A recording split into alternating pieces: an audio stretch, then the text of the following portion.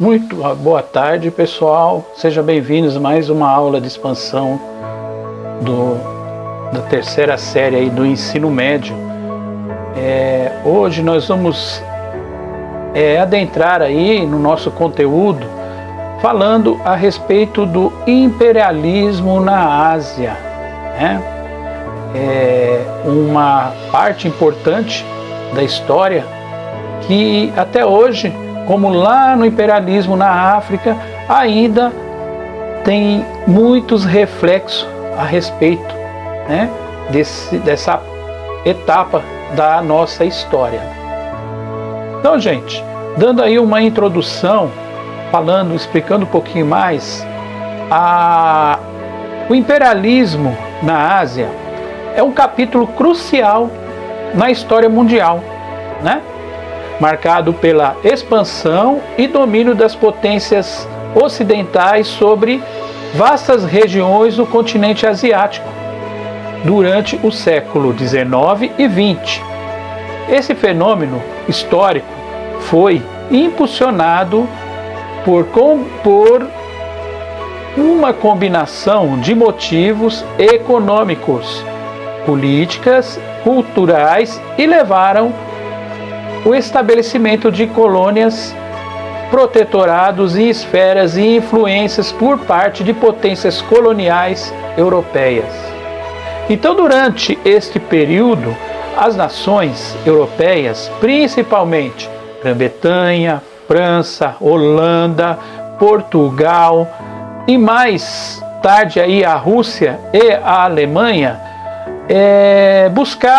buscavam, né? Eles buscaram expandir seus impérios e garantir o controle sobre os recursos naturais valiosos no mercado lucrativo e rotas comerciais estratégicas. A Ásia, com a sua riqueza em recursos naturais, mão de obra barata e mercados em crescimento, tornou-se alvo principal para essas potências coloniais. Então, além dos interesses econômicos, o imperialismo na Ásia também foi motivado por considerações políticas e com o desejo de prestígio nacional, rivalidade entre as potências coloniais europeias. A competição por territórios na Ásia frequentemente resultou a conflitos armados, como a Guerra do Ópio na China, a Guerra Anglo-Afegã e a Guerra Russo-Japonesa, que moldaram significativamente a geopolítica da região. O imperialismo na Ásia foi apenas um processo de dominação. A política econômica, mas também teve profundas consequências sociais e culturais para os povos asiáticos. As potências coloniais impuseram seus sistemas políticos, legais, sociais e muitas vezes à custa de tradições e identidades locais. Isso gerou resistência e movimentos de independência em toda a Ásia e o domínio colonial e a ascensão dos Estados-nações independentes. Nessa introdução, exploraremos os principais aspectos do imperialismo na Ásia, desde a causa e os impactos até os movimentos de resistência e independência que moldaram aí a história da região. Ao examinar esse período crucial, podemos entender melhor não apenas a dinâmica do colonialismo europeu na Ásia, mas também o legado deixado no mundo contemporâneo. Então, pessoal, continuando aí com a nossa aula de hoje, falando sobre o imperialismo na Ásia, nós vamos citar aí com um pouco mais aí de ênfase o imperialismo japonês na Ásia, né? Visto que o único país da região que acabou virando uma potência imperialista na sua região, né? Então, gente, o imperialismo japonês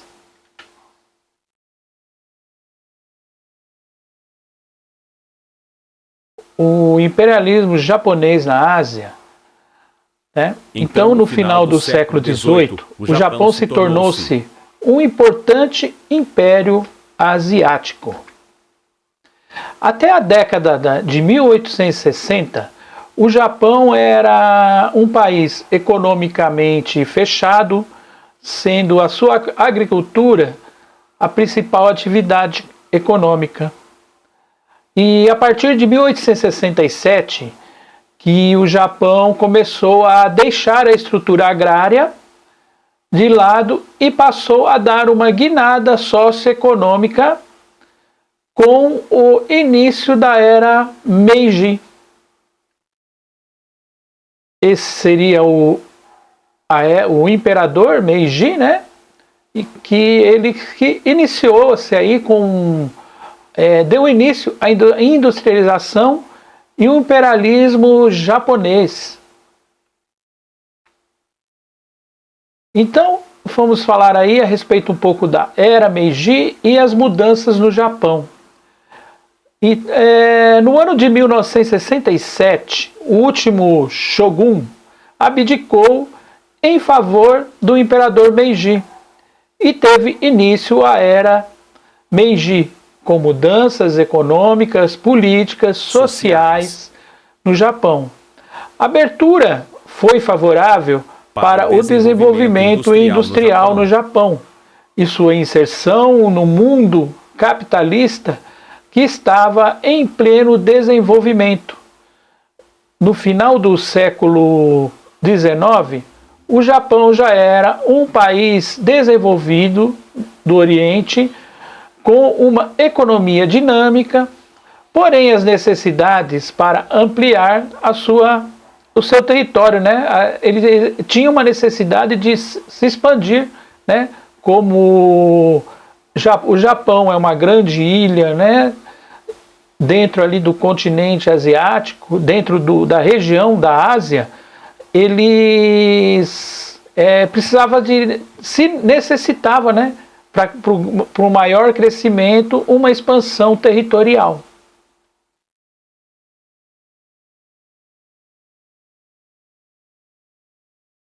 Aí um vídeo aí para a gente assistir, falando um pouquinho aí da história do Japão, que é importante, né, nesse contexto aí do imperialismo, porque ele foi o primeiro país asiático, né, a se comportar como um imperialista. E como foi essa sua ascensão para ele se tornar aí um país, né, imperialista? Então tem uma videoaula aqui rápida para a gente assistir, que vai explicar bem como foi essa ascensão japonesa, né? Só um minutinho que eu já vou colocar. Até aquele momento, em meados do século XIX, o Japão passou por mais de 200 anos de política de isolamento do restante do mundo. Tirando algumas exceções, estrangeiros que entrassem no Japão ou japoneses que tentassem sair das ilhas seriam condenados à pena de morte. Mas isso é tema para outra nerdologia. E por que os japoneses saíram do isolamento? No ano de 1853, chegou na Baía de Edo, atual Tóquio, capital do Japão, uma frota de navios de guerra dos Estados Unidos, liderada pelo comodoro Matthew Perry. Ou o Japão aceitava negociar com os Estados Unidos, ou a cidade seria bombardeada, e os japoneses não tinham nem de perto como resistir aos navios modernos.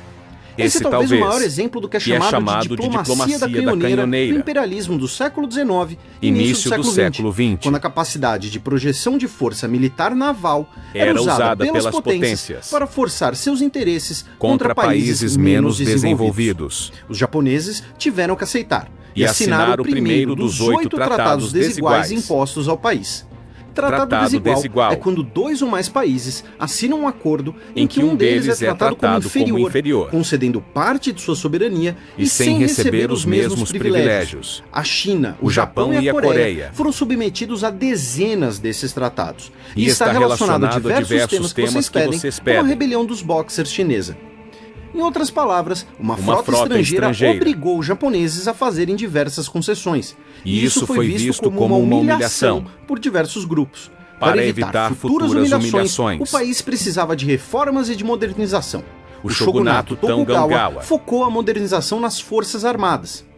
Missões militares da França, Rússia, Estados Unidos e Reino Unido vão treinar tropas japonesas, construir as primeiras fábricas de armamento, além da compra de navios modernos para a Marinha japonesa. Não existia ainda um exército nacional japonês, com cada clã tendo suas tropas, e o Shogun era o com maior força militar. Em 30 de janeiro de 1867, o imperador Komei morre. Até aquele momento, o imperador japonês era uma figura bastante simbólica, com muito pouco poder, praticamente obedecendo o Shogun. 3 clãs rivais do Shogun, principais defensores da extensão das reformas para outros setores da sociedade, vão aproveitar o momento e passar a afrontar a autoridade do shogunato. O novo imperador, Mutsuhito, com 14 anos de idade, chega ao trono e aceita a renúncia do Shogun, que foi convencido a aceitar as reformas. Em janeiro de 1868, ocorre a restauração do poder do imperador, que assumiu o nome Meiji ao ser entronizado e vai governar até 1912, a Era Meiji.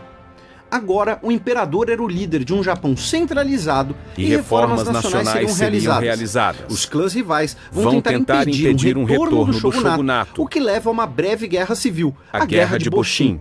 As reformas japonesas da Era Meiji são variadas, tanto de caráter liberal quanto centralizadoras. O chamado sistema Han, a tradição feudal japonesa, é abolido. Os chefes dos clãs terão suas terras confiscadas, com uma reforma que permite a propriedade privada de pequenos agricultores, o que vai aumentar a produtividade do campo. Isso foi feito para centralizar o poder e acabar com as autoridades feudais, e os antigos domínios dos clãs serão substituídos por prefeituras. Não se confunda, apesar do nome, são mais parecidos com os governos dos estados do Brasil. Outro aspecto importante das reformas é o desenvolvimento do sentimento de uma comunidade, de um Estado moderno, um nacionalismo além das lealdades tradicionais e feudais, com instituições e símbolos nacionais. Na religião, será incentivada uma crença nacional, o shintoísmo de Estado. O shintoísmo é a crença tradicional japonesa desde o século VIII e sofrerá diversas intervenções do governo para eliminar as características budistas e chinesas e fortalecer a natureza divina do imperador e das ilhas japonesas. Dezenas de milhares de templos budistas foram destruídos, com a perseguição e morte de milhares de seguidores. Ao mesmo tempo, o cristianismo foi permitido novamente para agradar as potências estrangeiras. Talvez o maior exemplo da centralização e da criação do nacionalismo japonês foi a criação de um exército nacional japonês. Todo jovem serviria ao exército por 3 anos, com mais 2 anos na reserva. Um corpo profissional de oficiais foi formado com a consultoria de militares estrangeiros, além do intercâmbio de oficiais japoneses para outros países. A maioria deles eram antigos samurais dos clãs abolidos. Entretanto, vários samurais se revoltaram contra esse processo. Além de criar um exército nacional, os samurais foram abolidos, passaram a pagar impostos e perderam seus privilégios, como de portar armas publicamente. Seja em defesa dos antigos privilégios, seja contra a influência dos bárbaros estrangeiros, que era vista como uma distorção da cultura japonesa, muitos samurais se levantaram contra o governo na rebelião de Satsuma, em 1877, que foi derrotada em alguns meses e não contou com Tom Cruise. O lema nacional japonês do período vai refletir essa importância do exército para a nacionalidade e o Estado japonês. Enriqueça o Estado e fortaleça as Forças Armadas. Simultaneamente, os antigos samurais e clãs que participaram da restauração Meiji ou aceitaram pacificamente a centralização serão recompensados. Os samurais foram abolidos, mas foi instituído um sistema de títulos inspirado na nobreza britânica. Politicamente, a principal influência foi o constitucionalismo prussiano, mantendo um Estado central forte, com algum grau de democracia e autoridades locais. A educação também foi ocidentalizada, com forte incentivo para que japoneses possam estudar do exterior, mas em modelos disciplinares locais. Já os clãs que articularam o fim do shogunato foram os maiores beneficiados, parte muito influente do governo, e recebendo, como compensação pela perda das terras, os direitos para explorar a indústria e o setor financeiro. Surgem os Zaibatsu. Os grandes conglomerados familiares japoneses cooperam em diversos setores de economia. É com a restauração Meiji que a segunda revolução industrial chega ao Japão. Em apenas algumas décadas, o país se torna uma potência industrial e comercial. No final do século XIX, o Japão estará fortalecido e moderno o suficiente para renunciar aos tratados desiguais, exigindo ser tratado como uma das potências europeias. Ao mesmo tempo em que a restauração Meiji possibilitou um Estado moderno, rico e desenvolvido, ela estabeleceu as bases para a expansão imperialista do próprio Japão, invadindo e ocupando países vizinhos com diversos episódios de violência, servidão e massacres na Coreia e na China. Somado com a retórica nacionalista e a importância exacerbada das Forças Armadas, a primeira metade do século XX japonês é marcada pelo nacionalismo Showa, muitas vezes assemelhado ao nazifascismo e ligado aos motivos da Segunda Guerra Mundial. Como sempre, fontes e mais materiais estão na descrição do vídeo. Inclusive, horas de podcast feitos por mim sobre a rica e complexa história do Japão. Então, pessoal, o Japão aí em busca de mercados consumidores e matérias-primas, né? O Japão adotou, assim como a Inglaterra, a França, Estados Unidos, a Alemanha, uma política imperialista. As guerras foram um meio que os japoneses encontraram para conquistar territórios e outros países do Oriente. Nós temos aqui até uma cena de uma charge, né? Mostrando aí o imperialismo japonês, né?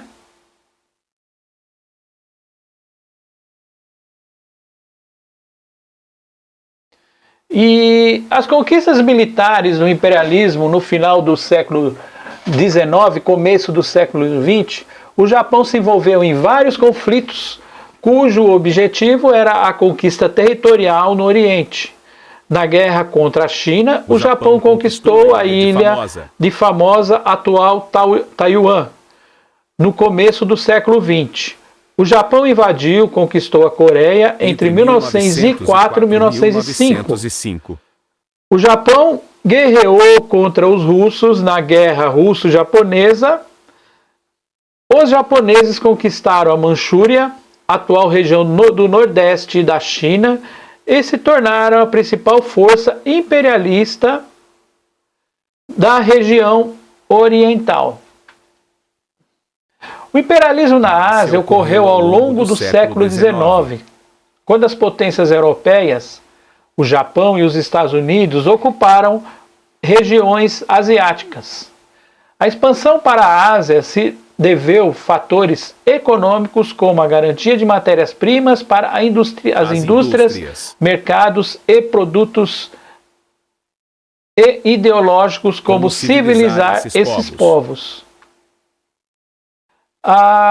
Então a colonização na Ásia, né, a ocupação das Índias, como nome genérico, né, para as terras descobertas que começaram durante aí a Revolução Comercial, ocorrida entre o século XV e XVII, e dessa maneira estavam garantindo produtos como as especiarias, porcelanas e toda a gama de mercadorias que não se encontrava na Europa, né? Os portugueses foram os primeiros autorizados a construir portos em certas regiões da China e do Japão. No entanto, com a Revolução Industrial, o cenário econômico europeu mudou. Com o surgimento das fábricas, se produzia mais e se necessitava mais de matérias-primas. Ao mesmo tempo, era preciso menos mão de obra e o desemprego aumentou, né? Então, visto aí, tem no primeiro parágrafo, aí nós vimos que os portugueses foram os primeiros europeus, né, autorizados a construir portos em certas regiões da China, né? China e Japão. Inclusive tem uma região da China, que é o Macau, que eles falam portugueses lá, os chineses falam portugueses, né? Justamente por causa dessa colonização que houve, né, já lá no século XVI até o século XVIII, né? E dessa maneira, nações industrializadas como a França e a Inglaterra serão os novos protagonistas da conquista imperialista aos países asiáticos. Nesse contexto, a Inglaterra, a França, a Holanda foram ocupando territórios na África e na Ásia. Mais tarde, o Império Alemão também se lançaria à conquista de regiões por esses continentes. Igualmente, o Japão aproveitaria para invadir a Península Coreana e parte da China. Os Estados Unidos começaram a ocupar as ilhas do Pacífico e o símbolo dessa conquista será o quê? O Havaí, né? A ilha ali no Pacífico, no Oceano Pacífico, que seria o Havaí. Aqui a gente tem uma foto, né? Isso lá na Índia, né? Dando aí, mostrando o aspecto de vida cotidiana de alguns funcionários britânicos lá em 1902, né? Que essa região dominada pelos ingleses. A Índia foi ocupada gradativamente pelos ingleses e franceses a partir do século XVIII. No entanto, os franceses tiveram que renunciar e conquistar mais territórios nessa região após a Guerra dos 7 Anos. Porque a gente sabe, né, que a Guerra dos 7 Anos, que foi lá de 1756 a 1763, ela foi um conflito ocorrido entre a Inglaterra e a França por terras na América do Norte, né, e no continente asiático. E envolveu também a Prússia, a Áustria, Portugal e Espanha, né? Então foi podemos dizer, um mini conflito aí mundial, né? A guerra se espalhou pelos 3 continentes e foi travada tanto na Europa como na América e na Ásia. Por isso é considerada como o primeiro conflito mundial. Como consequência dessa guerra, a França perde seus territórios coloniais na Prússia e emerge com potências europeias, e a Inglaterra é vencedora do conflito e torna-se o país mais poderoso do mundo.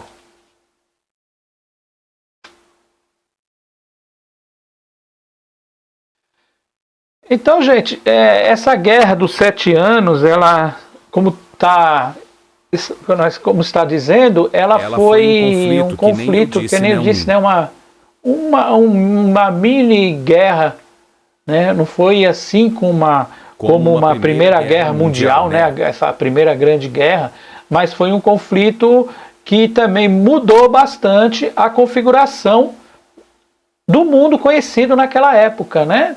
Como, por exemplo, a França perdeu o território que hoje é o Canadá para os Estados Unidos, né? Tem regiões ali do Canadá que fala inglês, tem regiões que fala francês e muitas outras regiões aí no mundo, né, que os colonizadores aí dominavam, foi perdido aí para a Inglaterra, né? E a Inglaterra acabou, como disse aí no texto, foi o mais poderoso, o país mais poderoso, né, do mundo, né?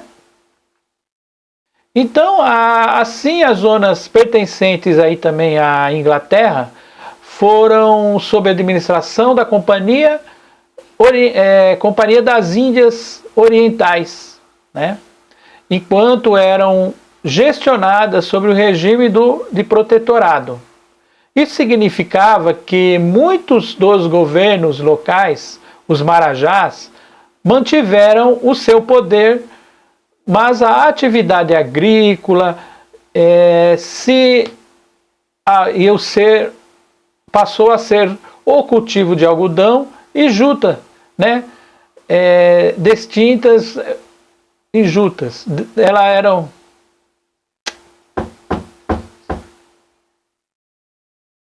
assim, as zonas pertencentes à Grã-Bretanha ficaram sob a administração da Companhia das Índias Orientais, enquanto outras eram gestionadas sob o regime de protetorado. Isso significa que muitos dos governadores locais, os marajás, mantiveram seu poder, mas a atividade agrícola passou a ser do cultivo do algodão e da juta, destinado para as fábricas inglesas, né?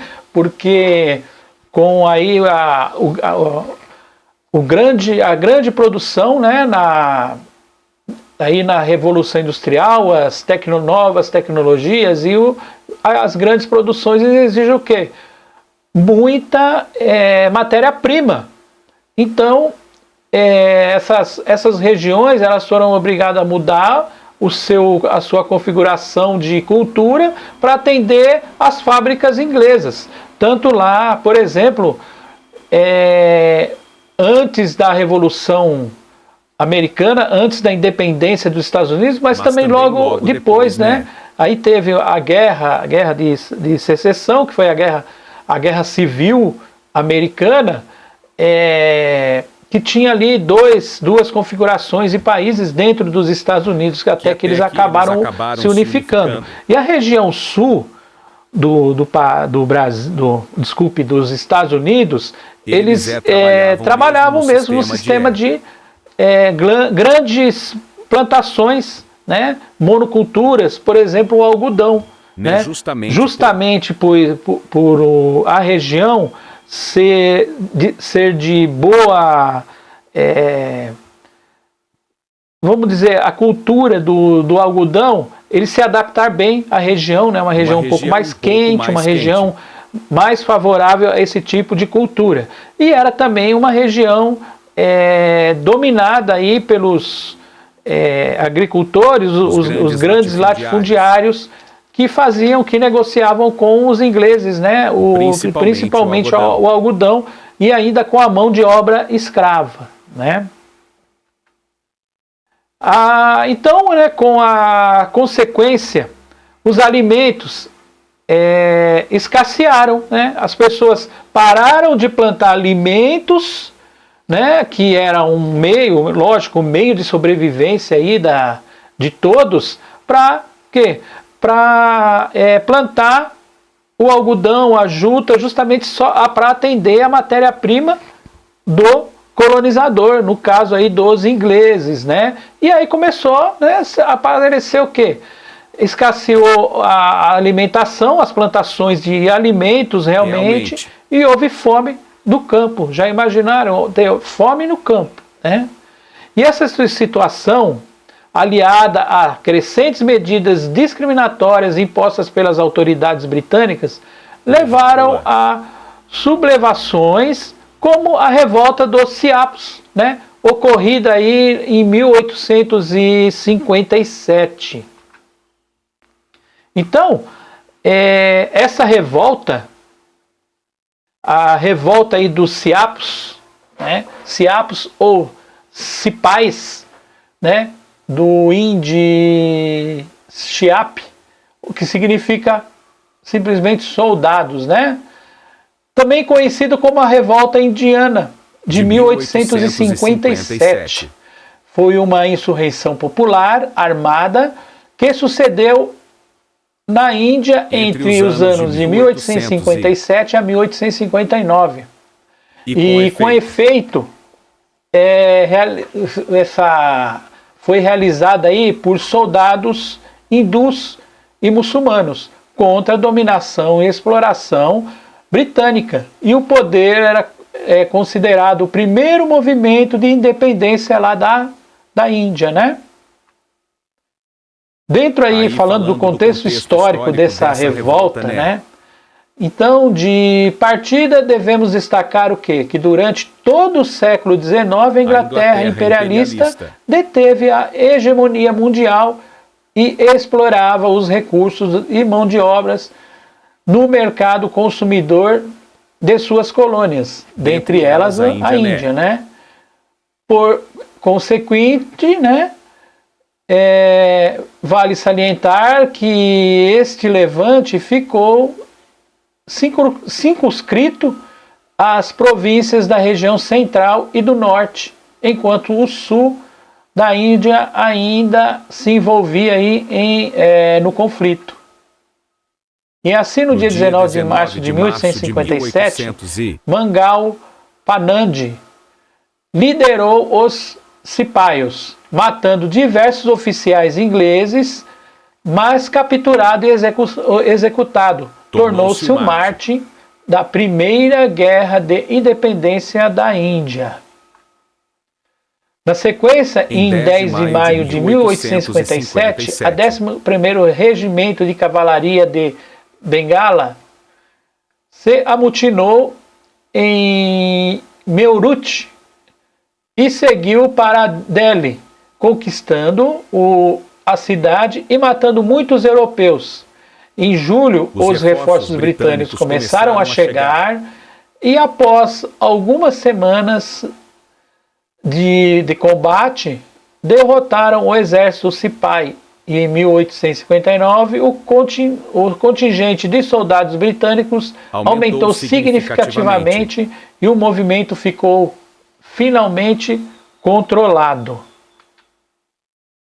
Uma das grandes causas da revolta foi o alistamento obrigatório de jovens indianos no exército da Companhia Britânica das Índias Orientais, a qual representava a coroa inglesa na Índia. E esses soldados deveriam garantir toda a segurança do transporte e comercialização dos produtos que circulavam na colônia. O recrutamento misturava membros de várias castas, causando insatisfação entre os brahmanes e os kshatriyas. E para completar estes cerca de 200 mil cipais, para 40 mil soldados britânicos estavam insatisfeitos com as péssimas condições de trabalho e baixa remuneração.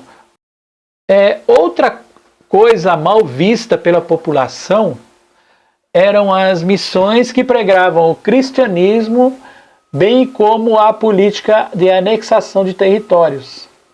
A morte do dirigente sem herdeiros empreendida pelos britânicos, por fim vale ressaltar o grande estopim que foi a utilização de gordura animal de vaca e porco para impermeabilizar as munições e fuzis utilizados pelos soldados indianos, né?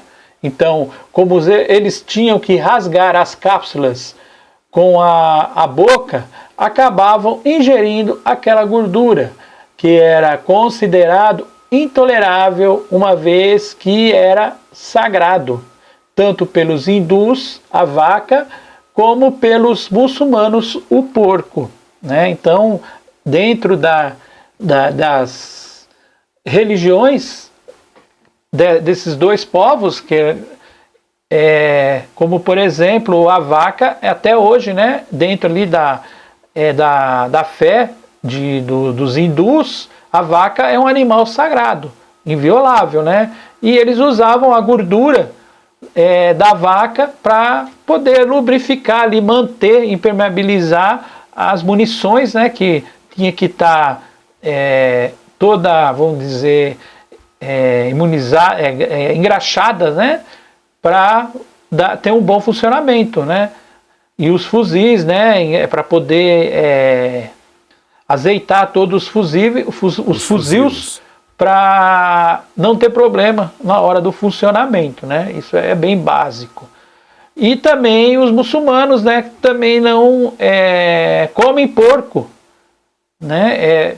Pela religião dos muçulmanos, eles não comem carne de porco, e eles eram obrigados a colocar aquela gordura do porco na boca, que para eles eles não queriam, não suportavam, né? Então, quando terminou os levantes, os insurgentes foram executados e a Companhia Britânica das Índias Orientais foi extinta, dando início à administração direta da coroa britânica em agosto de 1858, quando a Inglaterra passou a ter um vice-rei na Índia, e britânicos integraram os postos governamentais na administração colonial. Ademais, o vice-rei pôs fim à política de anexação e estabeleceu a tolerância religiosa e admissão de indianos no serviço público. Por fim, a Rainha Vitória tornou-se a imperatriz da Índia em 1877. Aqui são algumas... É uma charge da China, né? Falar um pouco da China. Animais aí que representam os países como a Rússia, né? O urso, né? Ali está representando o urso, está representando a Rússia. A França, o galo. Onde está o galo? Tá? Quem mais? O Império Alemão, que seria os Estados Unidos ali atrás a águia, e a Inglaterra o leão, né, disputando cadáveres do dragão chinês, né? Então, um símbolo, né, da China, que é visto até hoje, né, na cultura chinesa, o dragão, né? E eles disputando aí o grande dragão, né, o grande território da China. Reservar aí. Ficou faltando a gente falar a respeito do imperialismo dentro do território chinês, né? E é um capítulo à parte porque tiveram aí vários conflitos. Então a gente tem que reservar aí mais uma aula para a gente falar a respeito do imperialismo dentro do território chinês, né? Que hoje podemos considerar aí a segunda economia mundial, né? Que no mundo é um dos países que mais cresceram aí dentro aí do território ali dentro do continente asiático, né? Então é isso, gente. Eu vou me despedindo por aqui e aguardamos aí até a próxima aula. Vamos falar então sobre o imperialismo dentro do território chinês está. Um abraço a todos e fiquem com Deus.